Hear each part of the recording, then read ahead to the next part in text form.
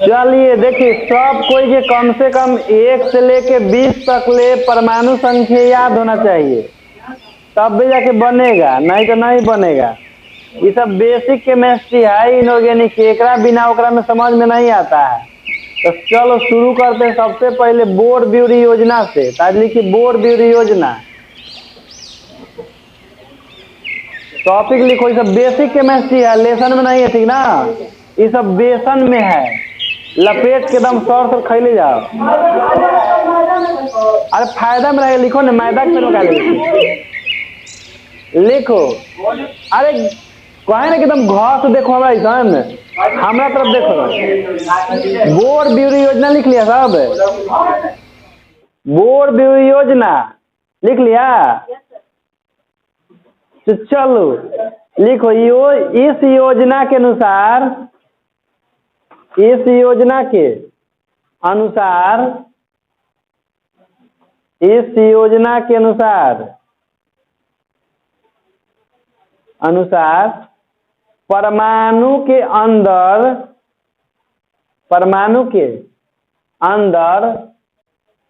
किसी भी कक्षा में, परमाणु के अंदर किसी भी कक्षा में अधिकतम इलेक्ट्रॉनों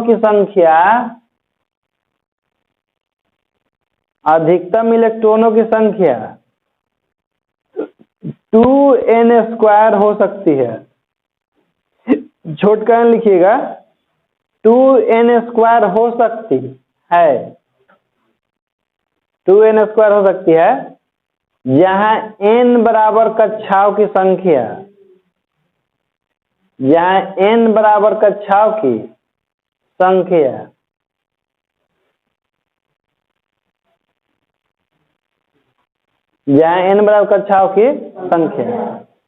देखिए, जैसे इसको समझने से पहले थोड़ा सा बैक में चलिए।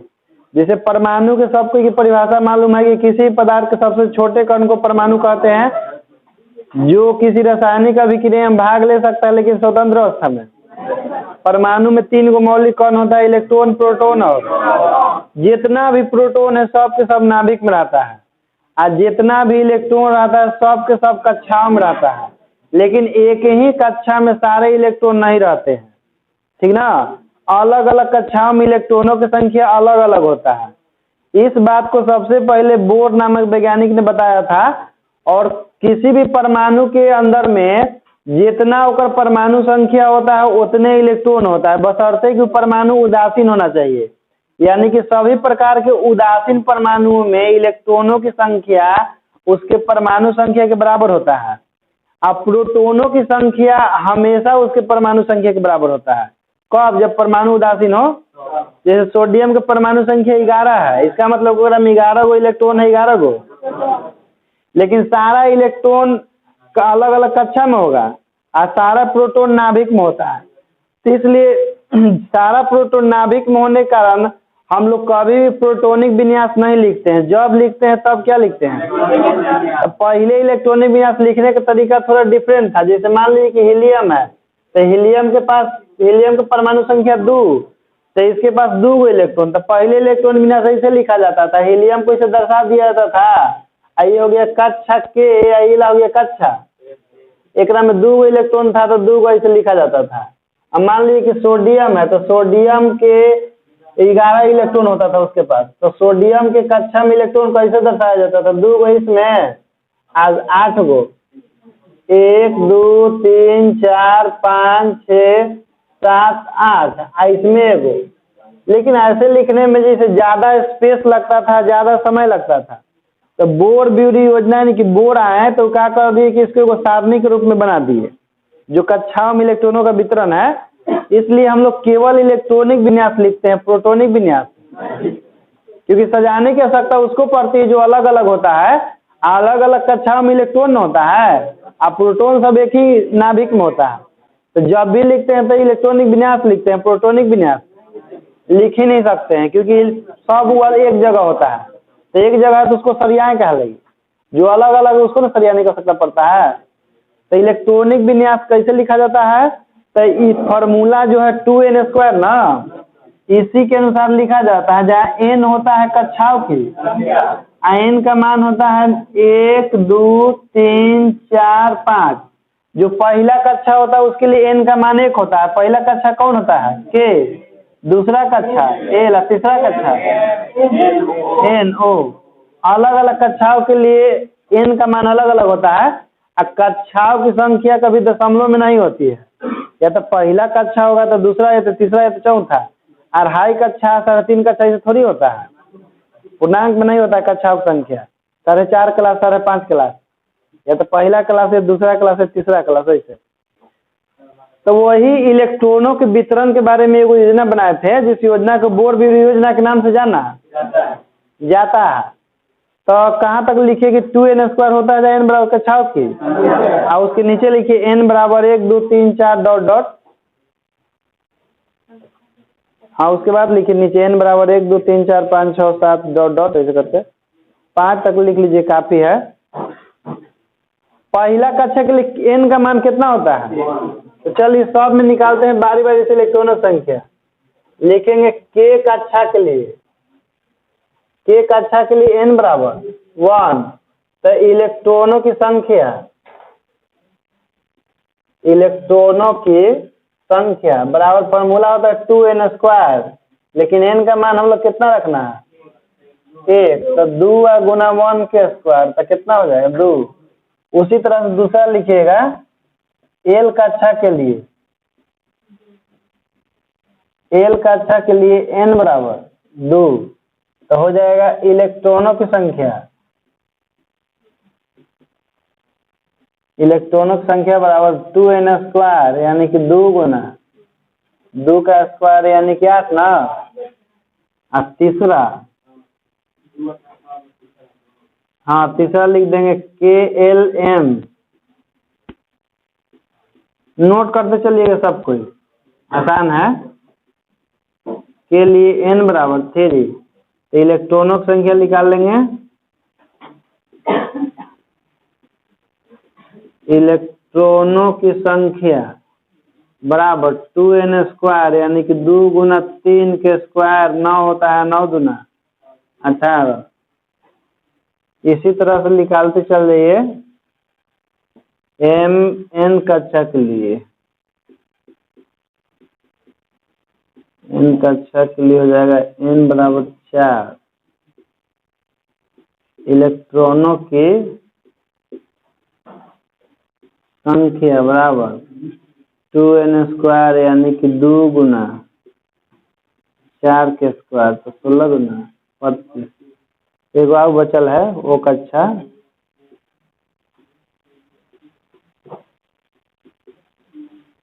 वो कक्षा के लिए ये हो जाएगा आपका n बराबर 5। इलेक्ट्रॉनों की संख्या बराबर 2n², यानी कि 2 गुना 5 के स्क्वायर बराबर हो जाएगा 50। ये अलग अलग कक्षाओं में इलेक्ट्रॉनों का वितरण हो गया, ठीक ना।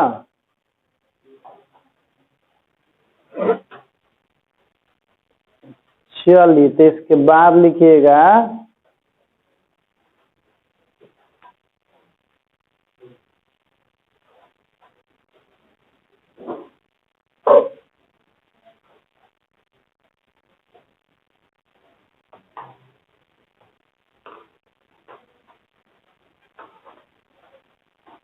सबको नोट कर लिए?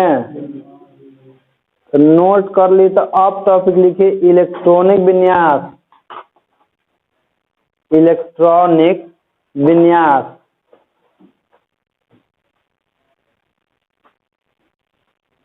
लिखिए किसी तत्व के परमाणु में, किसी तत्व के परमाणु में, किसी तत्व के परमाणु में विभिन्न कक्षाओं में, किसी तत्व के परमाणु के विभिन्न कक्षाओं में,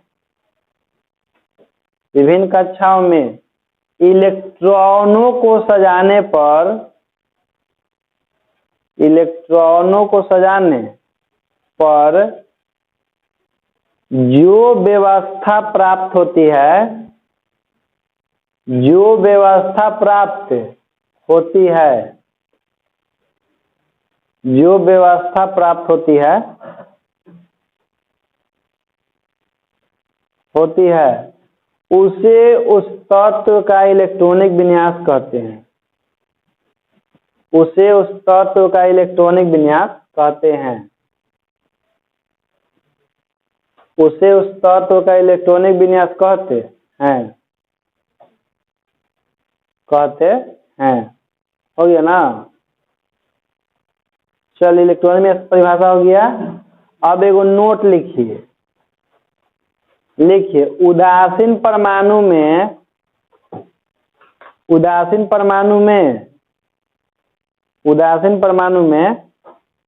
इलेक्ट्रॉन एवं प्रोटॉन की संख्या, उदासीन परमाणु में इलेक्ट्रॉन एवं प्रोटॉन की संख्या उसके परमाणु संख्या के बराबर होता है। उसके परमाणु संख्या के बराबर होता है। उसके परमाणु संख्या के बराबर होता है। अर्थात Z बराबर P बराबर E। Z से परमाणु संख्या को लिखते हैं, P से प्रोटॉन संख्या, E से आई तो सबके मालूम है कि जितना प्रोटॉन प्रवेश रहता है उतना ही इलेक्ट्रॉन प्रवेश रहता है। अब दोनों की संख्या बराबर होगा तो परमाणु उदासीन होता है, ठीक ना। तो चलिए इसके बाद लिखिएगा इलेक्ट्रॉनिक विन्यास तो समझ ही गए कि विभिन्न कक्षाओं में इलेक्ट्रॉन को सजाने पर जो व्यवस्था प्राप्त होता है वही व्यवस्था क्या कहलाता है। जैसे ये व्यवस्था इलेक्ट्रॉनिक विन्यास है लेकिन किसका है? सोडियम का। ये वो व्यवस्था इलेक्ट्रॉनिक विन्यास है लेकिन हीलियम का है। ऐसे बनाने में ज्यादा समय लगता है, अथी भी लगता है, जगह भी। तो अब लिखिए टॉपिक 1 से लेकर 20 तक, 1 से लेकर 20 तक के तत्वों का,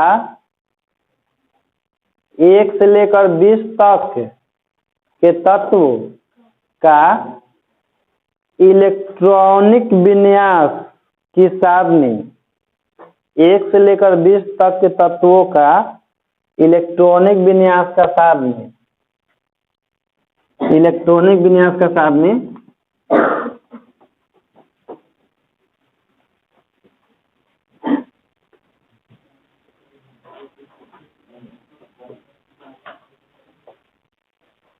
देखिए क्या कीजिएगा, किधर लिख लीजिएगा सारणी में तत्व, इसमें लिख लीजिएगा इसका परमाणु संख्या, जिसको किससे लिखते हैं? Z से लिखते हैं। इसमें लिख लीजिएगा, देखिए कक्षा, चलिए इसे यहाँ पर लिखते हैं कक्षा लीजिए तो ठीक ना। ऊपर थोड़ा सा इसको आपको घेरे पड़ेगा इस करके, ऊपर से कक्षा यहाँ से लिख देते हैं। देखिए कक्षा में के ई में थोड़ा इसको ऊपर बढ़ा के लिखिए आप लोग ऐसे, ये तो लाइन होबे करेगा, वो यहाँ से ही लाइन।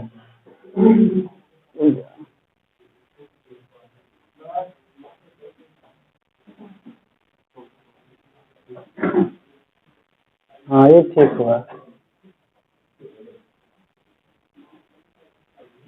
फिर इसमें एल में कई इलेक्ट्रॉन रह सकता है? एल में 8 बनेंगे। KLM, M में 18 दो, और फिर एकरा में N 32 दो, फिर एक बाद O होता है, O में 50 दो, एक बाद घेर देना है। यहाँ से देखिएगा जितने इलेक्ट्रॉन होता है ना उसी को सजाना पड़ता है। जैसे हाइड्रोजन है तो हाइड्रोजन के परमाणु संख्या 1 होता है, इसके पास कई गो इलेक्ट्रॉन होगा। उदासीन परमाणु हिसाब है, उदासीन परमाणु पर कोई प्लस माइनस नहीं रहता है, तो समझिए कि उदासीन है वो। एक में एगो इलेक्ट्रॉन है तो एक इलेक्ट्रॉन को कहाँ का लिखेंगे, कक्षा के में, हीलियम के, तो इसको लिखेंगे हम लोग 2 परमाणु संख्या, और दोनों इलेक्ट्रॉन इसमें रह सकता है।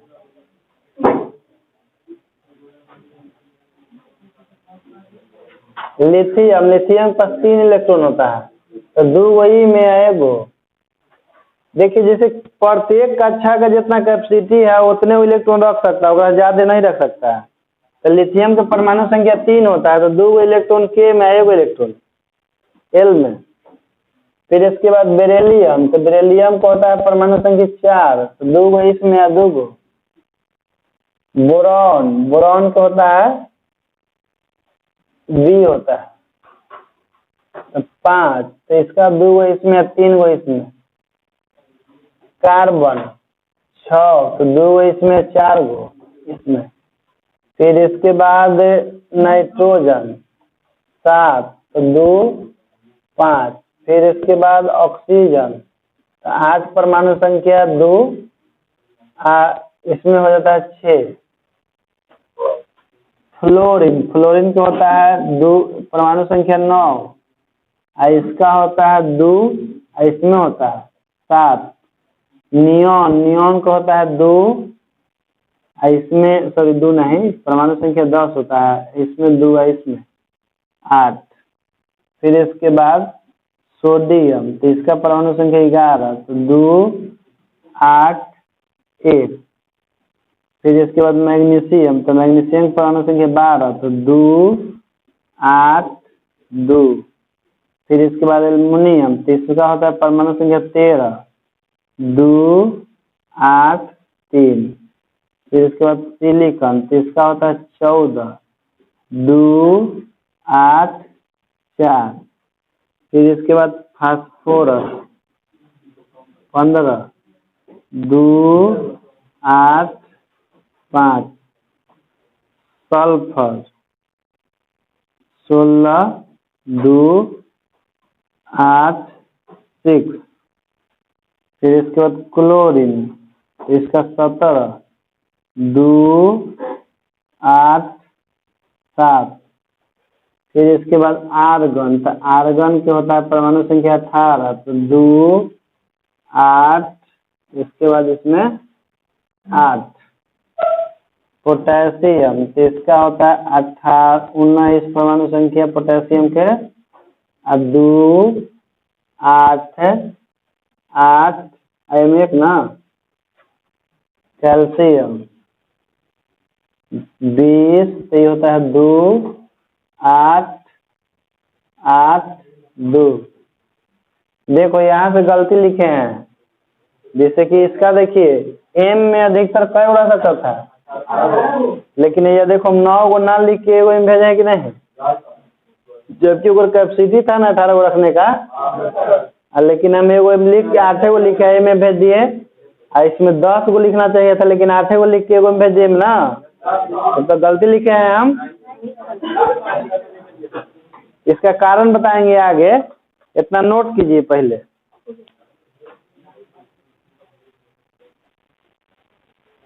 चलिए इसके बाद आप लोग लिखिएगा बाहरी कक्षा।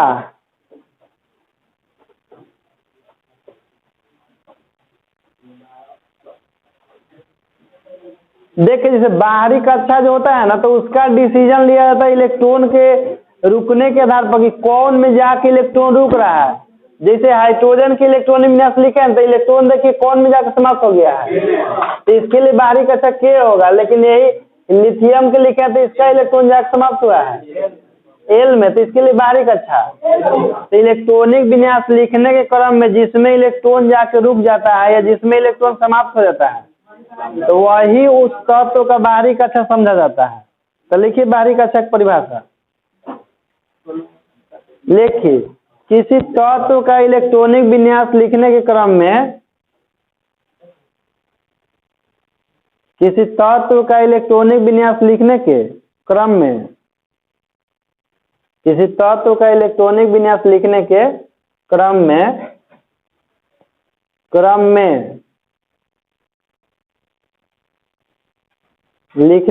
में उसका इलेक्ट्रॉन जिस कक्षा या उप कक्षा में रुकता है, जिस कक्षा या उप कक्षा में रुकता है, जिस कक्षा या उप कक्षा में रुकता है, उसी कक्षा को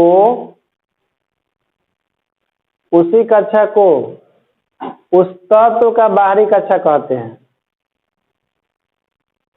उसी कक्षा को उस तत्व का बाहरी कक्षा कहते हैं।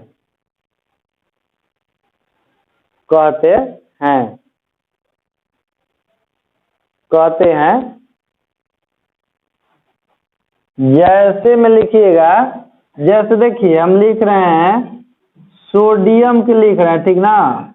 तो ये हो गया KLM, तो ये में 2 होता है, आई में 8 गो, आई में 1 गो। तो सोडियम के लिए बाहरी कक्षा क्या होगा?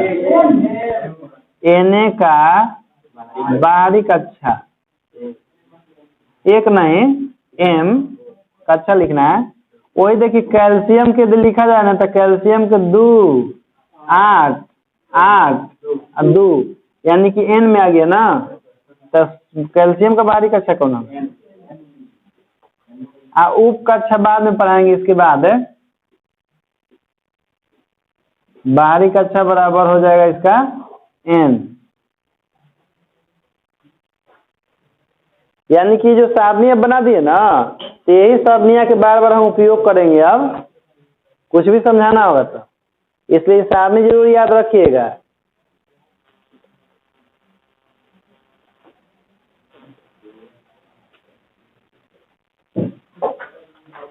हो गया ना।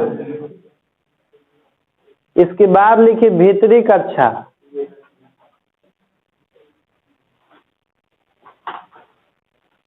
भीतरी कक्षा क्या होता है कि जो बाहरी कक्षा होता है ना, उसको छोड़ करके या जो अंदर की कक्षाएं होती है, उन्हीं कक्षाओं को भीतरी कक्षा कहते हैं। चलिए लिखिए भीतरी कक्षा की परिभाषा। बाहरी कक्षा को छोड़कर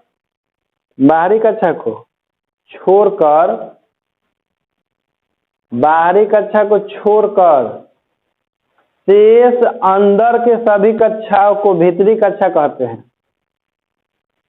बाहरी कक्षा को छोड़कर शेष अंदर की सभी कक्षाओं को भीतरी कक्षा कहते हैं। शेष अंदर की सभी कक्षाओं को भीतरी कक्षा कहते हैं। शेष अंदर की सभी कक्षाओं को भीतरी कक्षा कहते हैं। जैसे में लिखिएगा, जैसे सोडियम का भीतरी कक्षा K एवं L है, सोडियम का भीतरी कक्षा K एवं L है, तथा कैल्शियम का भीतरी कक्षा KLM है। K, L एवं M है। भीतरी कक्षा K, L एवं M है। किसका? कैल्शियम का। हो गया ना। अब लिखिए संयोजी इलेक्ट्रॉन।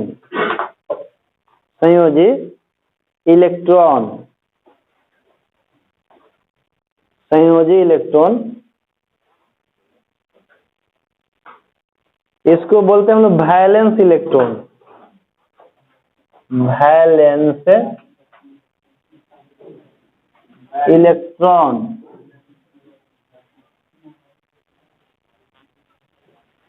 देखिए वैलेंस इलेक्ट्रॉन क्या होता है कि किसी भी परमाणु के सबसे बाहरी कक्षा में जितना इलेक्ट्रॉन होता है, वही इलेक्ट्रॉन उस तत्व का संयोजी इलेक्ट्रॉन कहलाता है। जैसे देखिए सोडियम के ले लीजिए, तो सोडियम के सबसे बाहरी कक्षा में कई इलेक्ट्रॉन है? 1 है। और जबकि फास्फोरस के बाहरी कक्षा में 5 है, और क्लोरीन के बाहरी कक्षा में, और कैल्शियम के बाहरी कक्षा में तो किसी भी तत्व के सबसे बाहरी कक्षा में जितना इलेक्ट्रॉन होता है उन्हीं इलेक्ट्रॉनों की संख्या को उस तत्व का संयोजी इलेक्ट्रॉन। तो लिखिए, किसी भी तत्व के बाहरी कक्षा में, किसी भी तत्व के बाहरी कक्षा में, किसी भी तत्व के बाहरी कक्षा में, बाहरी कक्षा में उपस्थित, किसी भी तत्व के बाहरी कक्षा में उपस्थित कुल इलेक्ट्रॉनों की संख्या को, कुल इलेक्ट्रॉनों की संख्या को उस तत्व का संयोजी इलेक्ट्रॉन कहते हैं।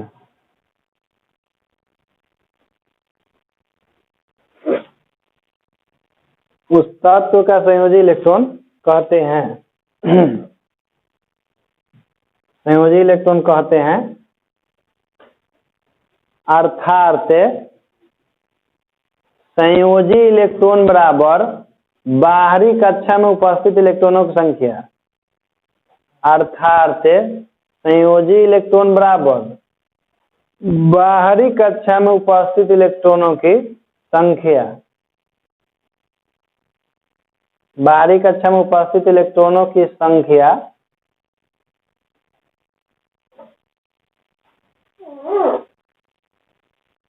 हो गया।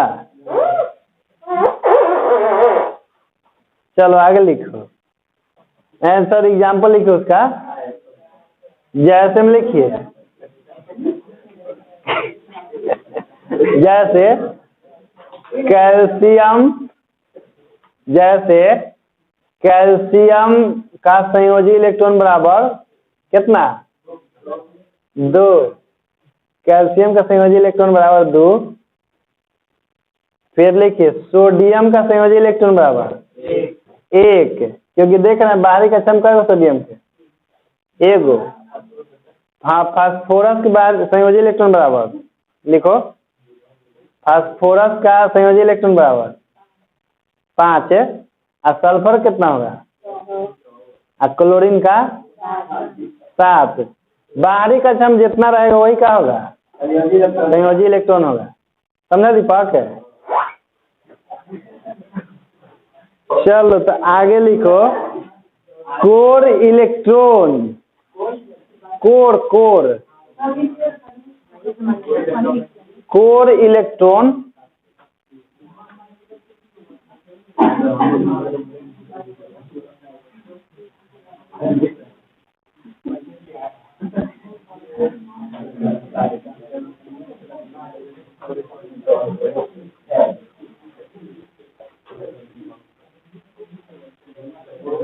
कोर इलेक्ट्रॉन क्या होता है कि जैसे बाहरी कक्षा में छोड़कर, बाहरी कक्षा को छोड़ करके जो भी अंदर सब इलेक्ट्रॉन होता है सब के सब कोर इलेक्ट्रॉन होता है। तो लिखिए तो बाहरी कक्षा को छोड़कर, बाहरी कक्षा को छोड़कर,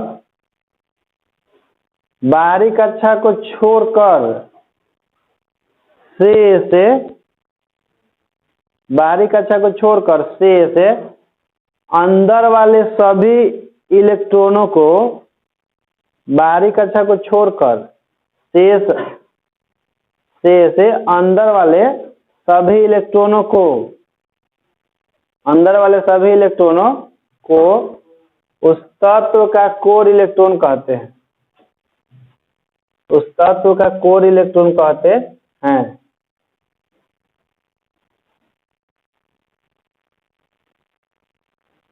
जैसे जैसे मैग्नीशियम में लिखिए, मैग्नीशियम में कोर इलेक्ट्रॉन कितना है? मैग्नीशियम में देखिए बाहरी कक्षा को छोड़ करके 8 + 2 12 10 को ना, तो मैग्नीशियम में Ce बराबर, मैग्नीशियम में कोर इलेक्ट्रॉन बराबर कितना? 2 + 8 कितना? 10। वही देखिए कैल्शियम में कोर इलेक्ट्रॉन कितना है? कैल्शियम में C बराबर 2 + 8 + 8 18 हो जाएगा ना। आज लेकिन देखिए अपवाद में कौन कौन है, हीलियम हाइड्रोजन में कोर इलेक्ट्रॉन नहीं होता है, उसमें कोर इलेक्ट्रॉन संख्या 0 होता है। हाँ 0 होता ना है, तो पहले ये लिख लो, बाहर ला छोड़ के अंदर ला जितना इलेक्ट्रॉन होगा सबको जोड़ दीजिएगा, वो सब के सब कोर इलेक्ट्रॉन होता है। एगो नोट करके लिखिए, हीलियम और हाइड्रोजन में कोर इलेक्ट्रॉनों की संख्या 0 होती है। नोट, हीलियम और हाइड्रोजन में कोर इलेक्ट्रॉनों की संख्या 0 होती है, 0 होती है, 0 होती है, हो गया ना। चलिए तो अब लिखिए टॉपिक, देखिए अब टॉपिक ये है कि इसे कोई भी तत्व रासायनिक अभिक्रिया क्यों करता है, कोई भी तत्व रासायनिक अभिक्रिया क्यों करता है, क्या किसका भीतरी कक्षा, हाइड्रोजन हीलियम भीतरी कक्षा नहीं होता है, केवल बाहरी कक्षा होता है। ये बात सुनो, क्वेश्चन है कौन सी तो बोला, हाँ जैसे क्वेश्चन है कि इसे कोई भी तत्व जो है इलेक्ट्रॉन का त्याग या ग्रहण क्यों करता है।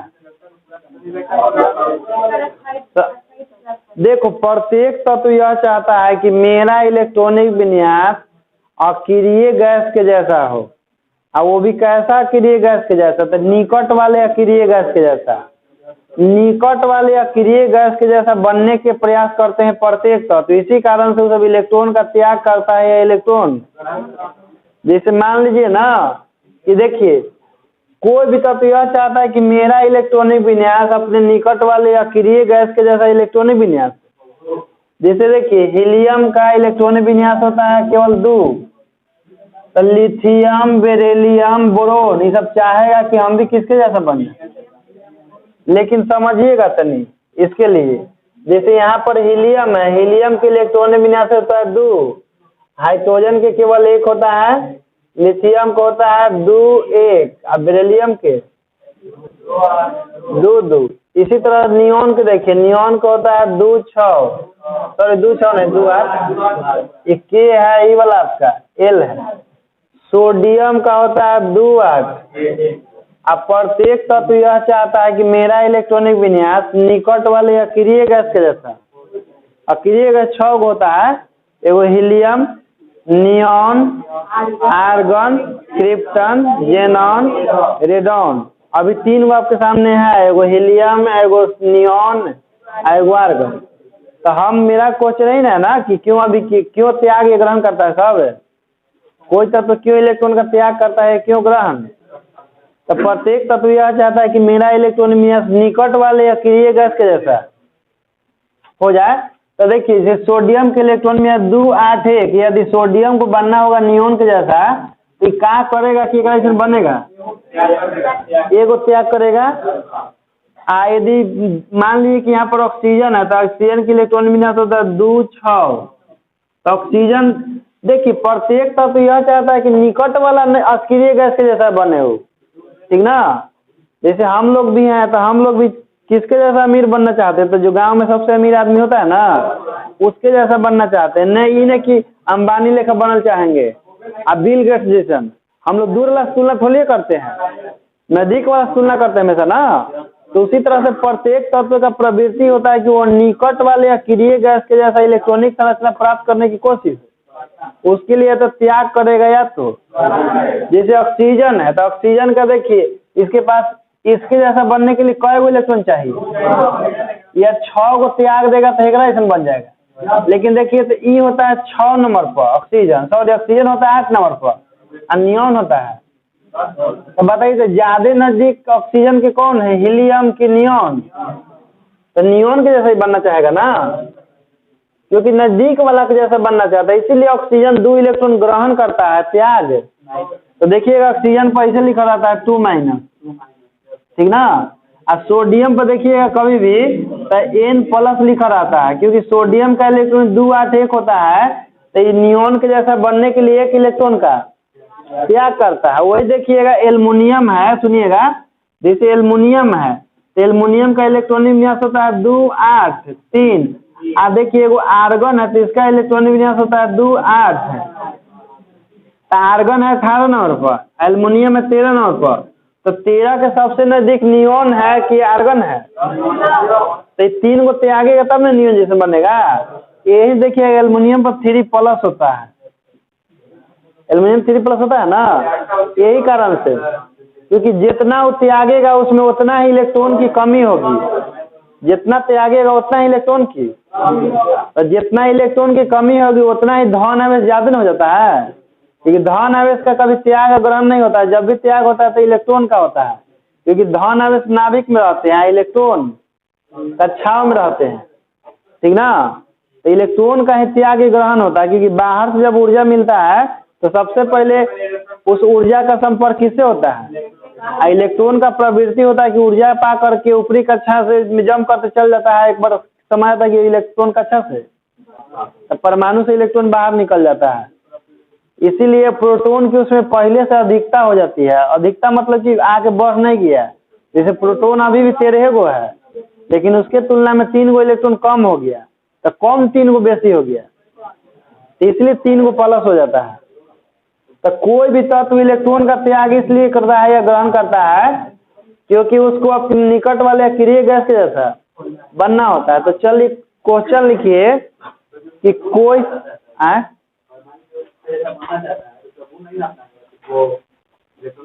हाँ इलेक्ट्रॉन का त्याग करता है और उसके बाद वो निष्क्रिय हो जाता है त्यागने के बाद। लिखिए कोई क्वेश्चन है कि कोई तत्व इलेक्ट्रॉन का त्याग या ग्रहण क्यों करता है?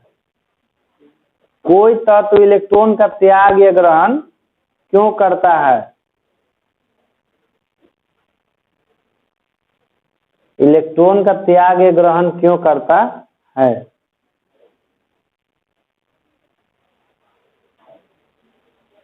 क्यों करता है? आंसर लिखिए। लिखिए क्योंकि प्रत्येक तत्व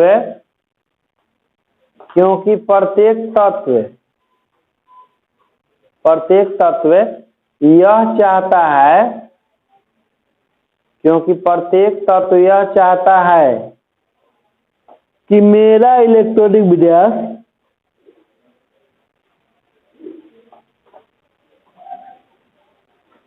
प्रत्येक तत्व यह चाहता है कि मेरा इलेक्ट्रॉनिक विन्यास अपने निकट वाले अक्रिय गैस के जैसा हो,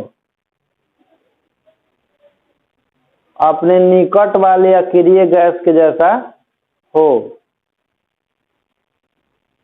निकट वाले अक्रिय गैस के जैसा हो,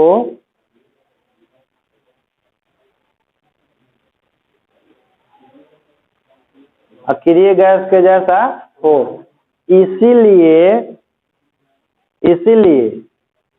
कोई तत्व इलेक्ट्रॉन का त्याग, इसीलिए कोई तत्व इलेक्ट्रॉन का त्याग या दूसरे तत्व से इलेक्ट्रॉन ग्रहण करता है, या दूसरे तत्व से इलेक्ट्रॉन ग्रहण करता है।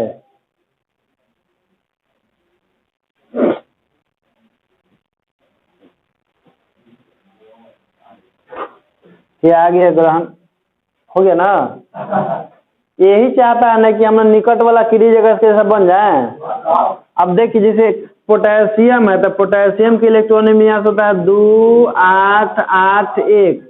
तब पोटेशियम क्या करेगा कि आर्गन जैसा बन जाएगा, एगो त्याग करेगा ना। और कैल्शियम का होता है 2 8 8 2। तो कैल्शियम क्या करेगा कि आर्गन। तो देखो यही मान ली कि हम फास्फोरस के बारे में पूछे कि फास्फोरस की इलेक्ट्रॉनिक विन्यास होता है 2 8 5, ठीक। तो देखिए फास्फोरस तो हो गया, समझिए फास्फोरस के ज्यादा नजदीक में आर्गन है कि ज्यादा नजदीक में नियोन है?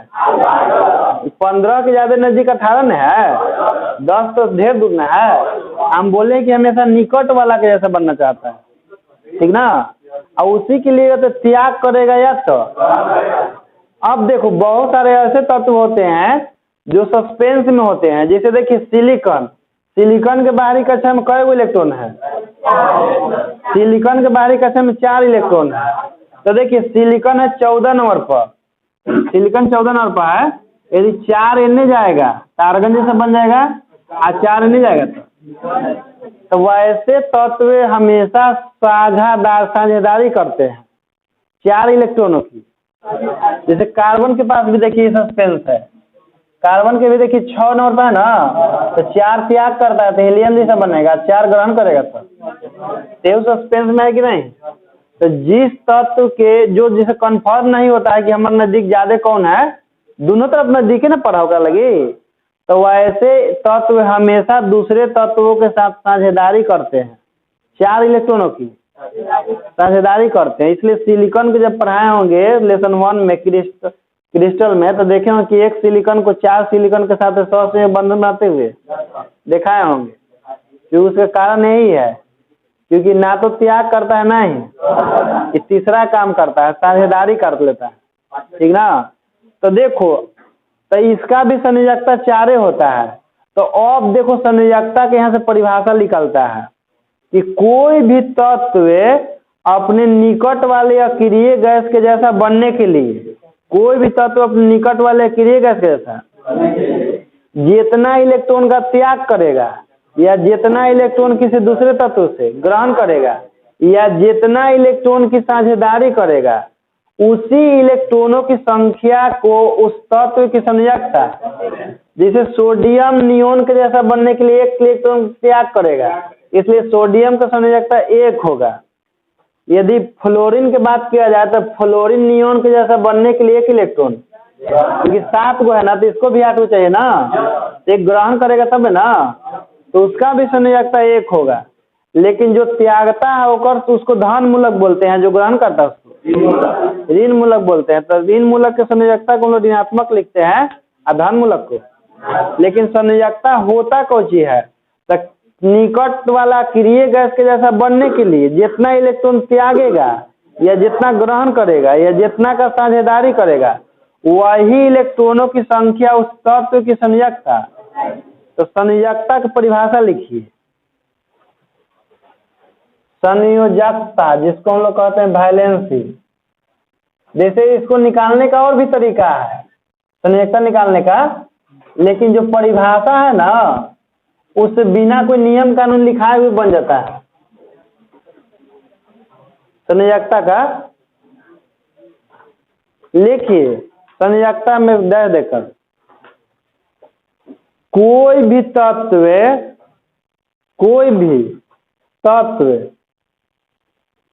अपने निकट वाले अक्रिय गैस के जैसा, कोई भी तत्व अपने निकट वाले अक्रिय गैस के जैसा,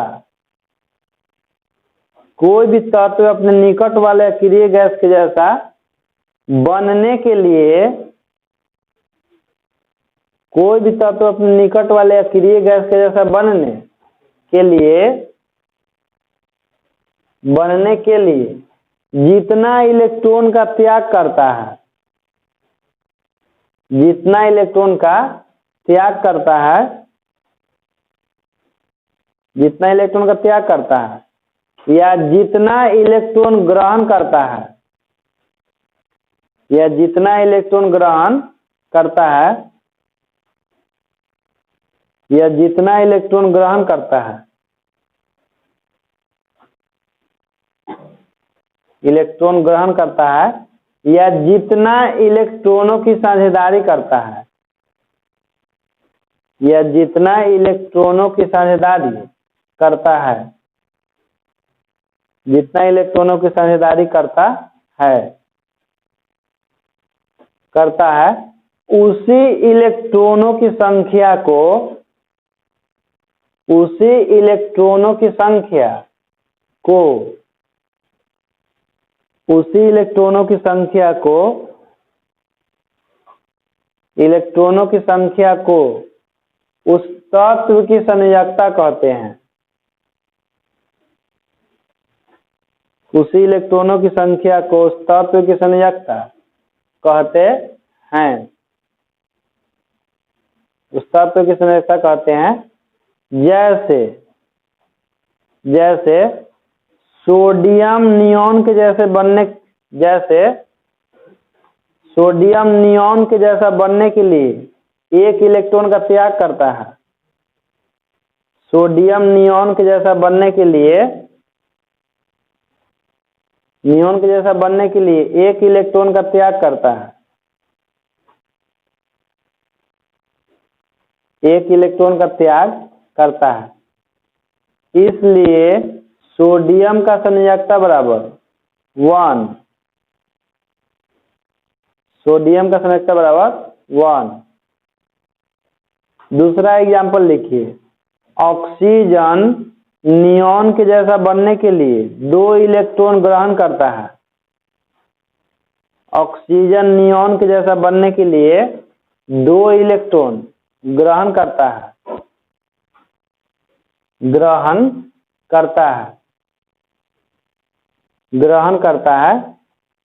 इसलिए ऑक्सीजन का संयोजकता बराबर 2। ये आपको देख के पता चलेगा ऐसा कि कौन बनना चाह रहा है किसके जैसा, खाली मालूम होना चाहिए कि ये क्रिया गैस कौन कौन है। इसलिए ऑक्सीजन की संयोजकता बराबर 2 लिख लिए हैं, ठीक ना। चलिए वो नोट लिखिए। अक्रिय तत्वों की संयोजकता 0 होती है। अक्रिय तत्वों की संयोजकता 0 होती है। अक्रिय तत्वों की संयोजकता 0 होती है।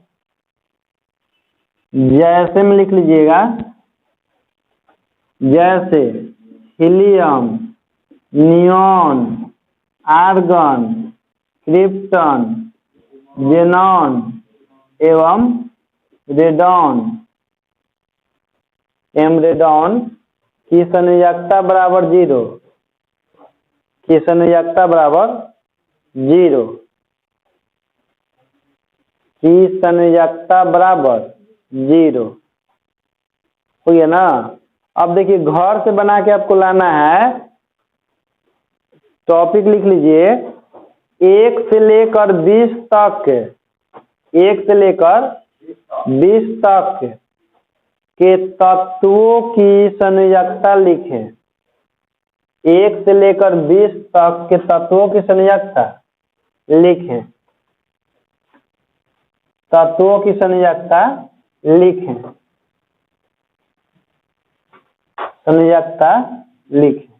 देखिए कैसे बना के लीजिएगा।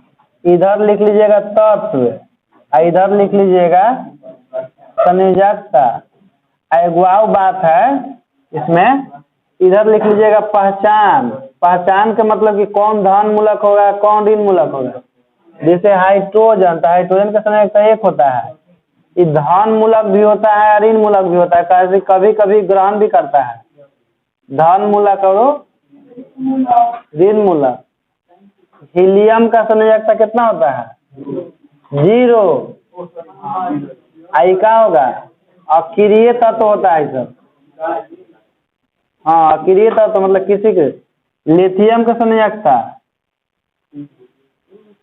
3 होगा कि 1 होगा?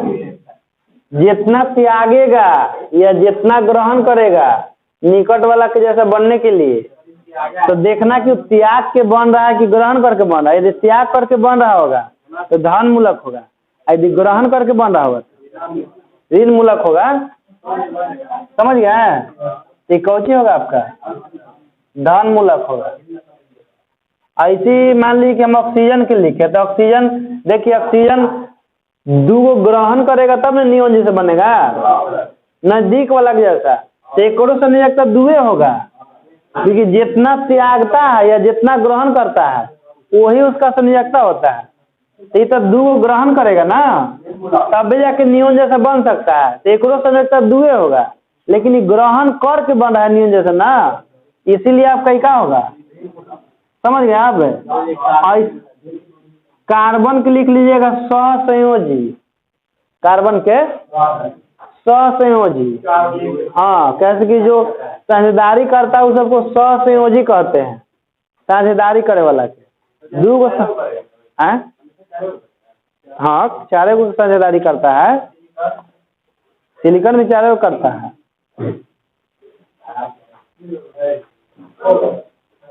ठीक ना, तो आज के लिए इतना है।